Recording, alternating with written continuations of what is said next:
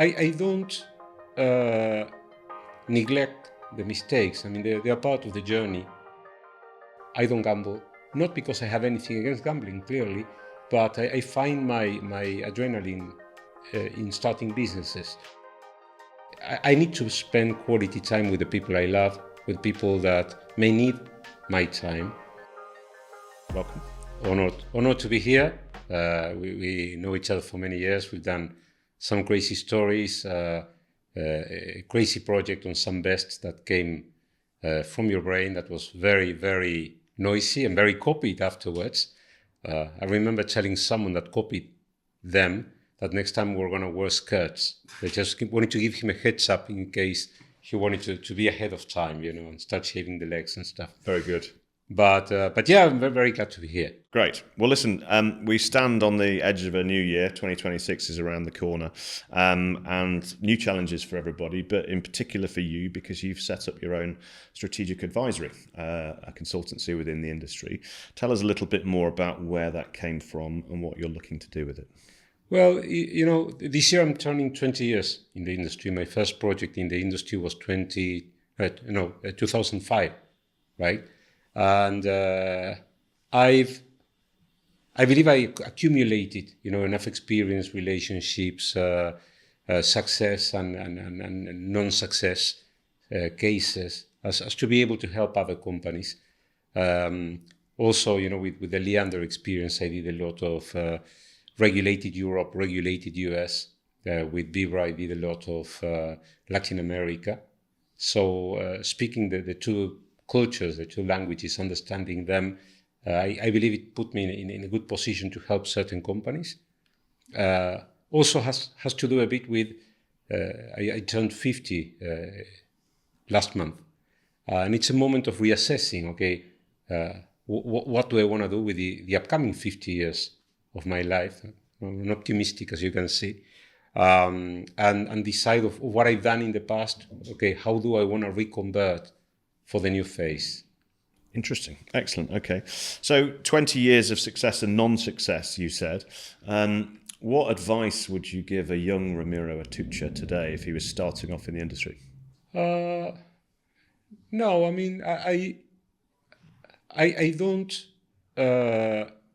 neglect the mistakes. I mean, they are part of the journey.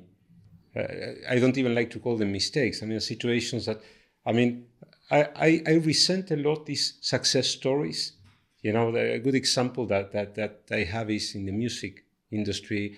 There's always this singer that say, I always sang in the shower, and this producer would come by my window every day and listen to me, and he was banging my door desperately, trying to have me to sign a contract, and it's bullshit.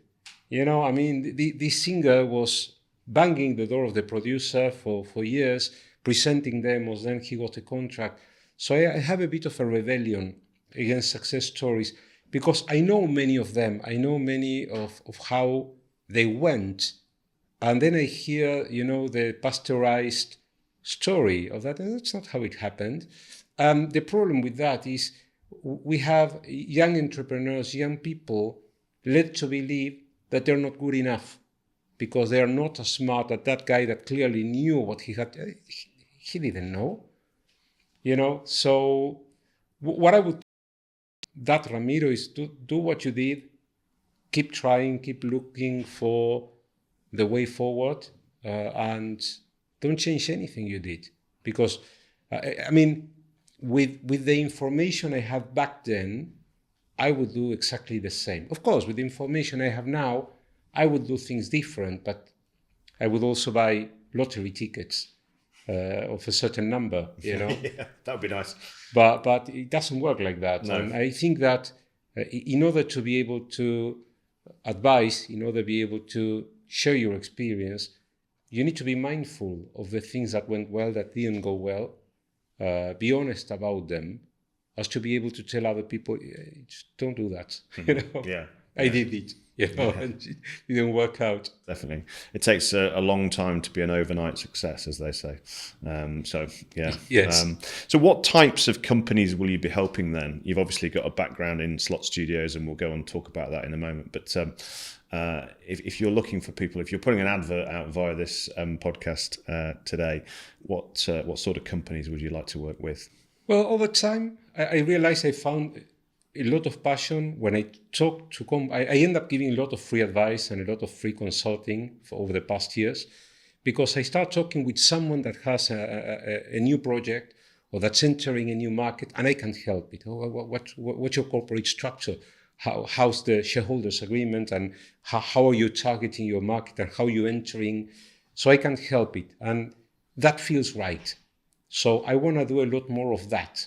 And I think that the areas where I can help more is companies going from retail or from land-based to online, companies going from Europe or US into Latin America, or from Latin America into other markets, startups, or companies that are from outside the industry, trying to understand where they can fit within this industry, who the right people for them to talk to, and help them navigate these waters. I mean, I wish I had someone like me advising me when I started. I didn't have that, so it was banging my head against every wall until I found the doors. Still found them, but it was painful. Yeah.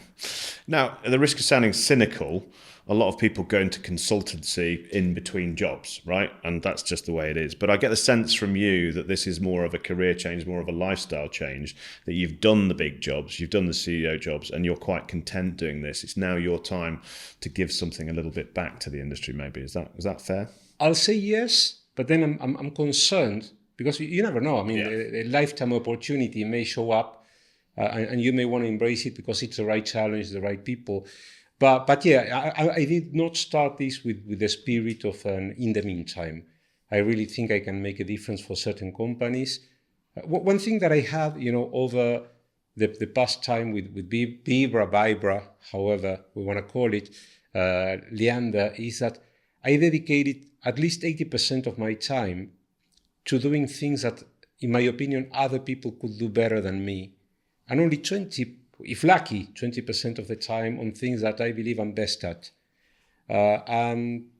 which is the strategic, the business development, relationship building, trying to find the angle, trying to find the story behind the product in order to position that story and naturally position, the company behind it. Like situations like this trip, I come to London to chat with you, but I stay here for a week, and I let certain people know that I'm here, and I spend quality time with certain people. With so many years in the industry, you get to know people in time, but you don't necessarily spend quality time with certain people. And be able to do that, makes a lot of difference. So I'm really enjoying that process. And I think I got lost with the question. No, it's all right. Don't worry. It was a good answer. You talked about a certain birthday that's just come up, and I think it's the same birthday that I'm about to have in a few months' time. So I can see where you're coming from with that. And we're both looking great, by the way. Both looking great. I mean, 30. He would have said we were both 30 now, But I remember you telling me last time we spoke about your father, and I hope you don't mind me asking about him and the fact that sadly he passed away relatively young. Is that influential on you in your thinking? Is that something, right, okay, I want to make the most of my time here? You're talking about quality conversations with people, but are you quite a philosophical person and quite a kind of thoughtful person about where you're going in life as well as where your business is going in life? Well, yes, I mean, my father was probably the most influential person in my life. He passed when I was 21, but we did share a lot. We did talk a lot. We did go through a lot together. The fact that he passed away so early, the first question I asked myself when I knew he passed was, what did I miss with him? What didn't I tell him? What didn't I share with him? And very fortunately, the answer was nothing. he knew how I felt about him. We shared enough together. We always took the time to talk and to spend time together. But I said, so glad that's the answer, because you cannot undo that, right? And that made me realize that I need to spend quality time with the people I love, with people that may need my time. The other day I was helping a friend that's looking to reposition her career and do something and look for another job. And I spent a good couple of hours talking to her about that. And she said, she thanked me and said, not a lot of people do that. And I said, how come? I mean, the fact that something that needs to be thanked and is found rare speaks of how we're living our lives and not having the time to help a friend reposition. If you have the possibility of doing so, it's a bit terrible. And I have my kids, and the fact that my father passed so young is a thing in my family. And I remember, I don't know how old I was turning, but I was having a dinner. It was my birthday. I was having a dinner with my wife and my kids. And I think my son was 6, 7, and our daughter was 5. And my son said, Dad, we've been thinking. And we thought that when you turn 50, we're going to give you a surprise, a prize, a present. When you turn 60, a bigger one. And when you turn 70, and what he was telling me is, don't die. Yeah. Don't die. And that really hit me, because I said, wow, that is a concern. And that's stuff that I need to do. Following day, I was, blood test, exams, medical checks, all the things, because I said, well, I have to be there. And in time, that answer of what I missed with my father changed, because he didn't meet my kids. Yeah. There are lots of things that he didn't see in my life. So it made me realize, I want to be there for my kids and for my grandkids, hopefully someday. Yeah. Not too soon, guys, but someday, Well, life is precious, isn't it? It is. Definitely. Time is precious. Yeah. You said, Ramiro, that you shared a lot of stuff with your dad, and that's great. What did he share with you, and particularly in terms of business? Was he an entrepreneur like you? Did you get your business sense from him? He wasn't an entrepreneur, but he was. I mean, he never had the courage to start his own business, to be an entrepreneur, but he always worked for other people. But he was the business person. He worked mostly in media in Argentina. Some big media, he did all the business development for them. He was director of some big medias in Argentina, and he would treat businesses as his own. But he always needed the comfort of a salary. But he was very tempered, so he would lose his job often. Right. So he was quite a character himself. Right. But I do remember many conversations with him. Once, I remember we were in a very nice dinner, and everyone was being very friendly with him. And he would tell me, you need to be able to differentiate who are the friends of the media director and who are the friends of Jorge. Okay. Some of these are not my friends. They are friends of my position. Mm-hmm. And a few are friends of me.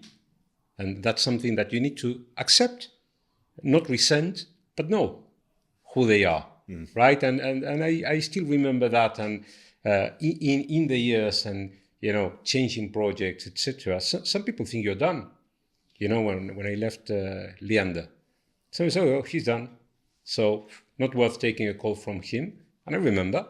But then you build something that I feel it was even more interesting as Vibra. And that people show up again. You're relevant again. But some people stayed all the way. I remember some people calling me and saying, listen, mate, anything you need. Anything you need, you're going to start something new. I know you're not going to have budget. I'm here for you. Yeah. Whatever you want to publish, whatever you want to do, we're here. And you remember that as well. Friends and real friends. Exactly. Yeah. Okay. You mentioned Leander there. You mentioned Vibra. How did you get your start in the industry? You talked about 2005, 20 years ago. Where was that and how did you progress through? Well, I've always wanted to have my own company. And in 1999, I started my own company. It was a software factory, and we worked in the US mostly, from Argentina in the US. And I went to university, and there was a professor in university that was the CEO of a land-based company. Very few will remember, called ID Interactive, based in Argentina, all the production. And I always wore two hats, biz dev hat and operations hat. And he asked me to join to manage the operations side of the business, to get them to organize their production flow and their schedules, etc. So I joined, and it was my first experience in gambling. I never gambled. I don't gamble, not because I have anything against gambling, clearly, but I find my adrenaline in starting businesses. So it's not so much on gambling. I don't need more adrenaline in my life. And I stayed there for a few months, helped them reorganize, and that was my first experience. And I remember I got very interested in the fact that in order to build a game, you need to have very different profiles coexist for a single end product without killing each other. So you got programmers, graphic artists, creatives, etc., musicians, and they all need to work together in a final game. I found it very interesting. And these guys were only doing land-based, and I kept telling them, why don't we do online? And back then, there was a different pedigree in online land-based. These guys were applying for a Nevada license, so I didn't want to do that. But when I left the company, their CEO approached me, told me that there was a group looking to build a game studio for online, and I got introduced, and that was the start of Leander. Oh, okay. That was 2007. 2007, right, okay. You mentioned musicians there and mathematicians and programmers and all of the people that make up a traditional slot studio. A guy that was sat in your chair a few weeks ago, Dr. Andreas Kobel from BetGames TV, says that we're not far away from having AI producing our slots for us. Whether Are you an AI evangelist? Would you agree with that? Are the days of the bigger slot studios with lots of people changing or going, or are we going to see a big change in that side of the industry shortly? I don't think we can fight it. I think it would be silly to fight it. You know, my daughter is a singer and songwriter. She hates AI, and she fights AI. And she keeps telling me every time you ask ChatGPT for something, it's I don't know how many liters of water. I don't know how she got to that. Yeah. But she hates it with a passion, and I think that you actually need to embrace it. I mean, I've been using AI a lot on the things AI can help without losing myself. You know, recently, I had to do lots of interviews, right? And of course, I don't want ChatGPT to answer the interviews for me. But what I did was I pasted all the questions and I dictated the answers. And something that would have taken me, because of the amount of interviews, probably 20 hours. Took me a couple hours, and it was still me, because I dictated the answers, it transcribed, it polished a bit something that's colloquial from written. Then I read it again, adjusted something that I didn't like, but it was still me. So in those things, I think that AI can help a lot, but we need to embrace it, and we need to find. One thing I feel terrible about is I've been recommending every young kid I talked to over the past 18 years, the last two now, to study programming. And those are the first guys being replaced at the moment. So we cannot fight it. We need to find the right way to use it. And we need to, award the people that's using it the right way, and the people using it the wrong way need to be punished. Like Spotify putting, AI music, in the playlist.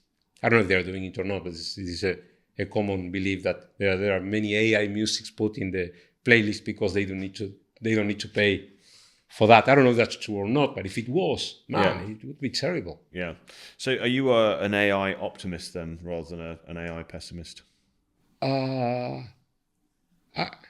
don't know. I know it's there, and I think we spend too much time fighting reality instead of accepting reality and seeing what to do with it. I mean, the amount of time I've seen in my companies There's a problem. Oh, digesting that there's a problem. Annoyed because there's a problem. Blaming each other because all that time lost. The problem is there. We need to fix it. We can do a post-mortem afterwards. I don't know if I'm optimist or negative or pessimist on AI. It's there. It's a fact. Yeah. We need to understand how to use it, how to take advantage of it, and how to prevent the negative things, how to help reconvert people. It happened the same with internet. I remember I was in a conference many years ago. Internet, the .coms were just starting, and it was about people not being able to find jobs. My father had lots of periods without a job, and I saw him suffer that because he loved his job, and we suffered that as a family. So I'm very sensitive. I always mess up those two words on job-related situations, because it's what you do, and people that's doing a proper job defines that person and enjoys, and of course it's a way of living. But I remember there was people talking that they studied literature and they had no jobs, and they were teachers and had no jobs, and they have mathematicians and had no jobs, and I remember saying, guys, but there's internet now, and that person that studied literature cannot find a job there, but there's so many people missing in content writing for the internet. There you go. It's a small step. You need to adjust, and I think the same thing is going to start happening. I was talking to another person the other day, and struggling to find a job, super smart, super qualified person, struggling to find a job. And I said, well, why don't you help small businesses adopt AI to improve their cost? You go to a grocery and you help them understand the process and see where to get AI to take the orders for them. And you can charge for that. And it's embracing instead of fighting it. Yeah. So. Definitely. And speaking of embracing, you've embraced a new country and a new culture recently. You've moved from Argentina to Spain. Does that also hint at you expanding your business horizons as well? Are you looking to work more in Europe as well as Latin America? Well, funny enough, when I did Leander, I was living in Argentina, but there was no market in Latin America. So it was all Europe, US, even Asia. So I would travel all the time from Argentina to all these places. When I started Vibra, I knew it was going to be LatAm, but for some reason I thought I would be able to do a lot more with European American companies that wanted to enter Latin America. So I said, okay, this time I want to be closer to where the game is. And I decided to move to Europe. Of course, everything started happening in Latin America. So it was me traveling this time from Europe to Latin America constantly. So no, I don't think it changed much, to be honest. I think that the markets I touched was more defined by the business I was at that moment. So with Leander, Europe, US, with Vibra, more LatAm. I haven't yet seen enough crossover between the two markets. I think it's going to start happening, but there's a big struggle for American or European companies to enter and understand Latin America.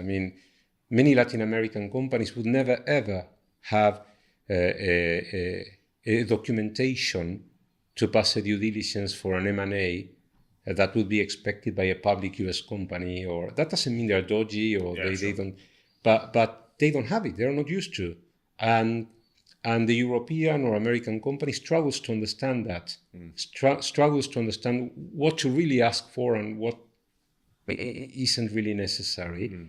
So I think that's the process that we're going now between the two markets, So could Latin America benefit from European expertise and American expertise, and could the Europeans benefit from Latin American knowledge on the ground? Is that where the disconnect is, do you think, at the moment? Well, that's my pitch on myself, is that having worked so much, I passed so many due diligence with the public American companies, European, having worked with PokerStars, Betson here as an aggregator for them.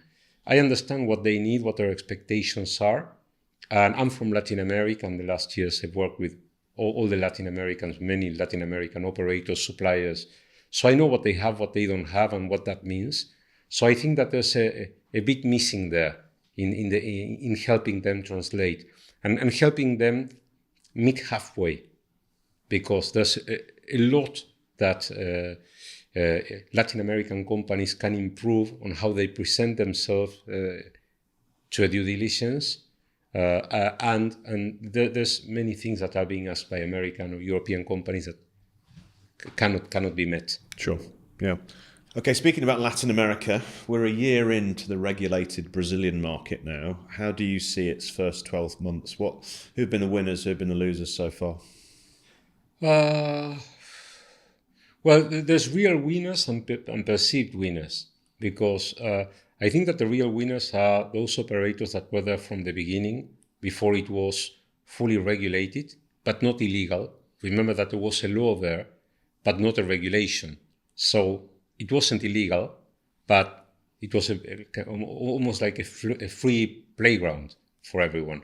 So I think that those guys took a big advantage. Some used it better than others, because if you took too much advantage of that and you're not giving the players quality and the right RTP and the right service, they'll resent you. And then when the new guys come in, they will switch to those. But the ones that did it the right way, they received the start of regulation with a player base, with an established brand, with everything working and adapt for that market. Of course, when regulation hit, all that went down. So their perceived value was negative, when in reality, objectively, it's positive. And the people that came from outside, they started from zero and they saw big growth. I mean, there's a belief that it's not been great, but if you look at the projections of the GGR expected versus the reality, I think it's good. I think it had a good start. Now, of course, the challenge that we have now is the talks of increasing taxes.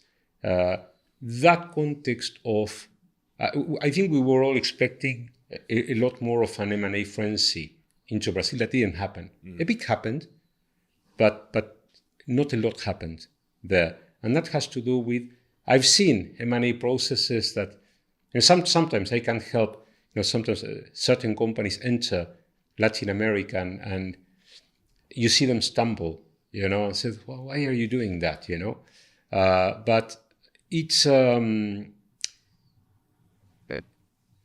fact that the government tries to change the terms, the conditions, increase the taxes, that affects any projection and, of course, scares long-term players. I've been talking with companies that said, we're not touching Brazil until it's clear. Right. Because we don't know what the tax is going to be. So how can I do a P&L? How can I do a projection there? And it's insane how no one seems to be learning from other jurisdictions' mistakes. Because if you look at what happened, with France, with Germany, even the UK is now talking about raising the taxes to a number that I bet you, I can gamble, whatever you want, that if taxes are increased, the amount is being set, the unregulated .com crypto market in the UK is going to grow a lot. A lot, making the pie over which the government taxes smaller. Why are you doing that? And can you just take a moment to see what happened in France, what happened in Germany, what happened in other places? But of course, politics. It looks great to appear on a newspaper saying, I'm going to tax the casinos because I'm going to make more money for the poorest, because casinos, they are greedy and they make money. But someone should judge them by the end result. And that will result on jobs lost, more unregulated growing, and less tax. Less tax. So that's happening. I know this is an idealistic thing to say, but I think in this industry we collaborate a lot, right? We talk to each other a lot, whether it's suppliers talking to suppliers, operators talking to operators. But the only people that don't talk to each other is regulators. They don't seem, or maybe they do, but they don't seem to learn from the mistakes of other ones, do they? And I know we weren't just talking about regulators there, we were talking about governments who set taxation, but it doesn't seem to be, well, seems to be a lot less coordination at that level than there is at other levels of this industry, unfortunately. Yeah, I wonder why. Because they have the capacity to talk. They listen and they read the same things that we read.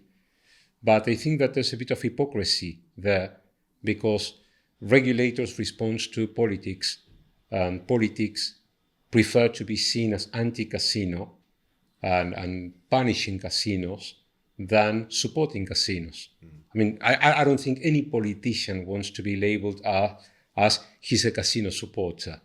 And that's something that I think we're doing wrong. I mean, I think that as an industry, yeah, we collaborate, but we're not collaborating enough as to change that perception. I mean, if you raise the taxes on hospitals, on food, people will be out there protesting. If you raise the taxes on casinos, nobody will. Yeah, screw them. You know, they're taking money from the people, whatever. And I think that whenever I talk to friends that have nothing to do with gambling, whenever I tell them that normally the RTP of a game is 95%, they don't believe it. When I ask them, well, how much do you imagine that a casino keeps of a slot game? 50%. Yes. That's their guess. So we're not doing enough as to communicate what we do in terms of jobs, innovation, entertainment, taxes. And it's not like if there's no regulated, there's no casino. Come on, guys. Yes. It's all going to go unregulated. Yeah. If only we knew a good PR agency that could help with telling the story of the industry. I can think of a couple. Yeah. Okay, or good. One in particular. Are you an optimist about the future? You've talked about some stuff there that's a bit depressing, to be honest, because, you know, excess regulation, excess taxation, driving people to the black market, etc. What my feeling is always that this industry's really good at reinventing itself. It's really good at coming back from the knocks and that sort of thing. Do you agree, or are you optimistic about the future for the industry? I'm always optimistic. You know, I think that, again, the path may not be the one that you thought or that you chose, but there's always a path. And if you don't waste too much time complaining and whining and try to accept reality as it is and find a path, there's always one. So that makes me an optimistic. There's a change. I mean, I think that our industry has been like hunting in a zoo for too long, having big margins, and that made us very lazy in many aspects. Like, just to give an example, what Amazon has been doing for 30 years, where you enter Amazon and they offer all the things that you like. Which casino can you name that's doing that? None. Why? I mean, you go to... They have all the data, right? They have all the data, but for example, you should be able to find the last 5 games that you played on the lobby as a section. The 5 games that Robin played. And that's not there. And there should be a recommendation based on the type of games that they see you like to play. But normally the recommended games are the ones that have the best commercials with the casino. And if I send you a promotion because you haven't played for a while, I should take into account your playing history and the type of games that you like, and say, well, you know, Robin likes this type of graphics and doesn't like, you know, jackpots and likes free spins, and that's why. No, I'll give you the one that I got a special agreement with. Yeah, on the homepage. Yeah, that's not being done. Yeah. We could learn a lot ourselves, couldn't we, from our own behaviours and actions and what. I mean, I think that there are industries. That's why, for example, I'm very excited whenever a company that comes from a much more competitive industry wants to enter our industry, because they haven't been hunting in zoos. They had to prove themselves in a much more competitive place. For example, at the beginning in Brazil, it was very easy and almost cheap to be a main sponsor in a football team. Everyone had one, didn't they? Yeah. Now it's super expensive. Yeah. So the cost of acquisition, that same happens with everything. with Facebook ads, with Instagram, with TikTok. All of that used to be very, very cheap. We all saw this happening in social media, or the social media, the Facebook game ads. The cost of acquisition at the beginning was very cheap. And then it became very expensive. So how do you prepare for that? And the companies that managed to create a player base when it was cheap succeeded. And the ones that started a bit later, they struggled. Mm-hmm. Yeah. So there's a lot of that needs to be happening in our industry. We need to adapt. And someone will do it first and will make a difference. But I've been saying this for 20 years and I still don't see that lobby. Well, let me see if I can tempt you into some predictions for 2026. Okay. What are we going to see more of? What we're going to see less of in 26, do you think? I think that we're going to see more countries regulating in Latin America. And there's a saturation and over-regulation in Europe at the moment. So you're seeing Europeans, Americans struggling with the idea of, I want to go there because it's cheaper at the beginning. It's like the frog in the water thing. We want to go there, but we're not comfortable because we don't understand the culture, the language, etc. So that and the regulators trying to define whether they're up for the press with them saying, I'm against gambling, or whether they really want to bring results in taxes. So I think that there's a big battle where that needs to be defined. And as an industry, we need to work together. I mean, I think that one of the things I'm most proud of, partially, with what we did in the industry is back when Leander started and started to be an aggregator, there were not many companies with an RGS doing aggregation. You only had GTS, Quickfire, which were owned by big companies with, in my opinion, with a conflict of interest to aggregate third-party content for real. Mm-hmm. And we were the first one that came out there, or one of the first that came out there with an RGS. And I remember that at the beginning, we did have the hesitation of, shall we add third-party content into our platform? Because they're competitors. Yeah.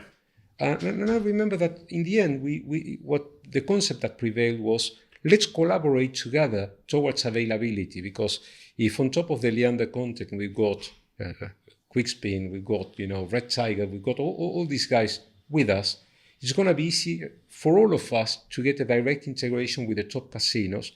So we collaborate towards availability. Once we're available, we compete based on quality, style of game, relationship with the operator, etc. But in this phase, and I think that we're getting to a point in our industry where we need to collaborate towards public communication, relationship with the regulators, and trying to give the right message in terms of what works. For example, why aren't we measuring the result of the regulations and qualifying, ranking the regulators based on the performance? You're increasing the taxes because you say it's going to be better for the industry, but we have seen black markets grow in this percentage, GGR unregulated in this percentage, problematic gamblers increase, because we also have the problem, and you do advertising for regulated gambling. People that cannot gamble see that advertising.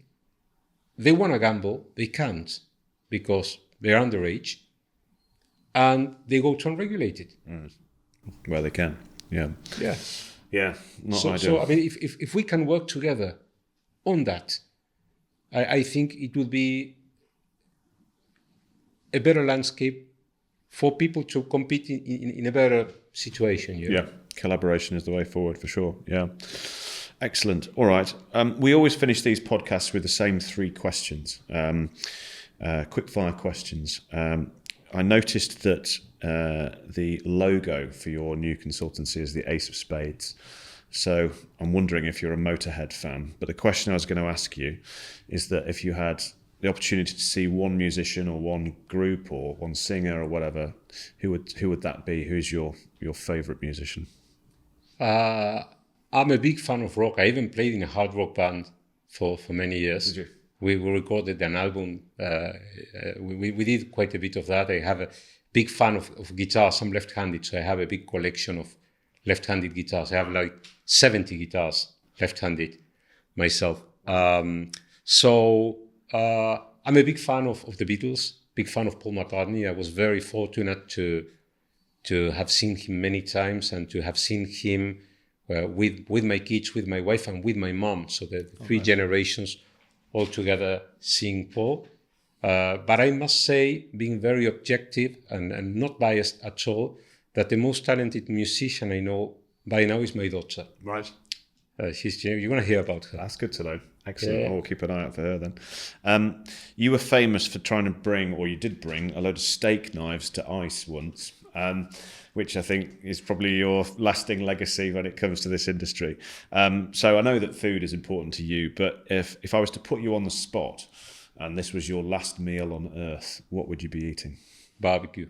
No, asado.